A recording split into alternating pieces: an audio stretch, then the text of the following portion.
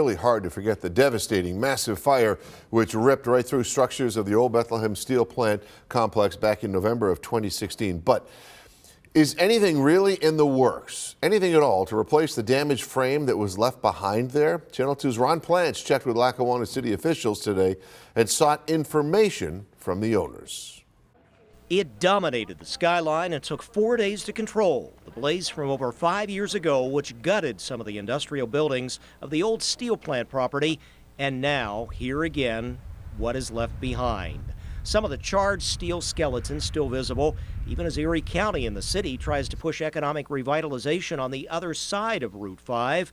Mayor Annette Iafallo says she gets plenty of phone calls about this privately owned site, which is, of course, adjacent to residential streets. I'd like to see the building down and something that's more pleasant to the eyes for the neighbors.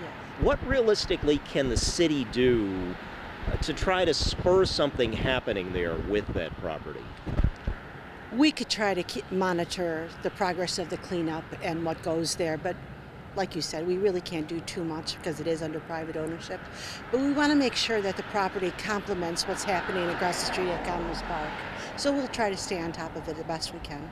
The city says owner Great Lakes Industrial Development and listed firm partners, brothers David and Dennis Frangione and Robert Sekluski, followed fire cleanup regulations and city codes and are current on property taxes. A spokesman says they intend to follow through with planned solar panel installations to be finished by the end of 2023 on the site of the fire damage, and there have been other site improvements. The city's economic development team waiting for details before the solar panel approval is granted. The mayor speaking collectively about ownership. He's not being a good neighbor if he doesn't move fast enough, but we try to keep in contact with them often and try to rush the process so that they do move forward.